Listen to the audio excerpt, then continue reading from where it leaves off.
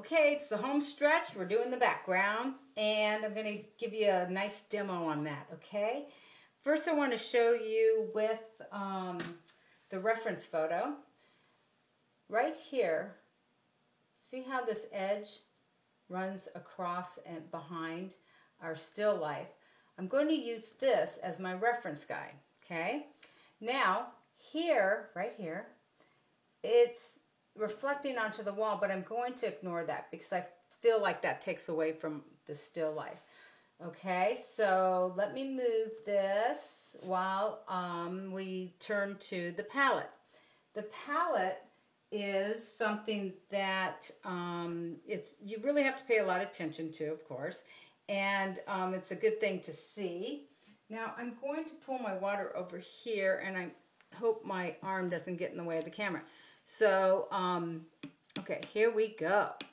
Ready? Okay. So, remember we had our Windsor green, and we had our permanent rose in the palette earlier for the flowers. Now, I'm finding that really pretty violet, right? That's really pretty. The way I find colors for my background, which really pleases me, I just wait until I find those colors that just seem right. I take all the colors that I used, my same palette, and I mix a couple of colors together. I know I'm going to get gray. I know I can get a violet. I know I can get a darker, blue violet here with my blue. And I also know if I bring in a little bit of yellow, I can warm up some of the areas. Okay? And I see on my palette how it plays out, because I don't mix one color. I let them mingle in the palette and on the paper. So there you have it. See, I think that's kind of cool. I like that. And I could bring a little bit more blue yellow, mix that in. I could bring a little bit more gray, mix that in. I could use permanent alizarin crimson as my red, bring that in too. But right now I have permanent rose in my palette, and I have my Windsor green blue shade, and I can go very, very dark because this is going to be a wet into wet, and it depends on, how dark you want your background to be. I used to, back in the day, when I first started figuring out how to paint on my own, just watercolor in general, no matter what the subject was, I would use my background to make things pop. Now, I don't really have to use that as a crutch. I use that as, just the ending of a nice painting, and I can figure that all out. Okay, so there you have it. So I've mixed up some colors here, and I know how that's going to react when it hits the water. And I'm going to have a little bit of that. Oh, I added transparent yellow to my palette.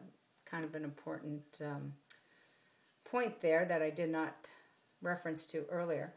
So, yeah, so wet into wet is going to be our technique.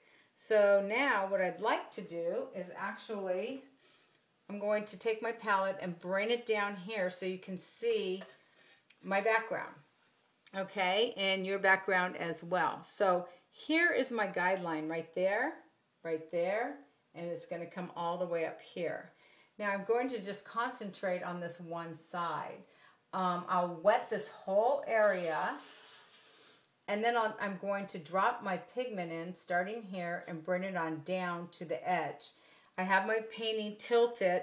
You don't have to have it tilted at this angle. You could do it upside down if you want your pigment to float in this direction, or if you want it to float in this direction. I think in a perfect world, I'd rather be painting upside down and let it float up. However, I don't want to confuse you and paint upside down, and I want you to see it right side up. Okay?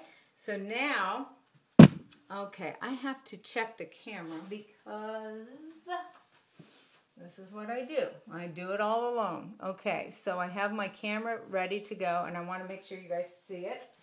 Okay, now, wetting the surface is really great. Can you see this brush I'm using? It's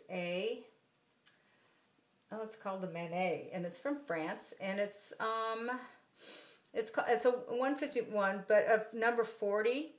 And I believe it's like 1.5 inches, and that's just, you know, it's just a nice wash brush. And it's, you know, if I was a landscape painter, I'd probably use it for the skies. Someday, maybe I will. Right now, I am not a landscape painter. I am a still life painter, but who knows? Who knows what will happen in the future? Here we go. Now, don't be alarmed. Like, you can see my phthalo green wants to bleed a little bit, and I'm okay with that. And I'm going to bring the water on up and up. You know, you don't have to get the whole area wet. I just want it to float up into here so it's not a hard edge. Okay? No hard edges on this background. Nice thing about backgrounds is this. Once they dry, you can always give it another shot. Sometimes my students get those nasty brush strokes that we all hate. You know, especially when we're going for a certain look in our background. So, yeah, you don't have to be okay with the first pass. Now I'm using my 1/2 inch white sable, Robert Simmons white sable, and I'm going to show you how I'm going to play in the palette just a bit. So bring in some more color right here, some pinks, and we can bring some more greens in. And I'm going to let them mingle about on the paper once I, get my pigment going. Good rule of thumb is how do you know about backgrounds or wet into wet technique. Now, the wet into wet technique is one of my favorites, and the thing about wet into wet is that understanding water versus pigment. And I had somebody tell me something once, and it was in a Zoltan Zabo workshop, and I believe it was Edwina that said it. And Edwina, no, it's not. I think that's, well, anyway, his assistant,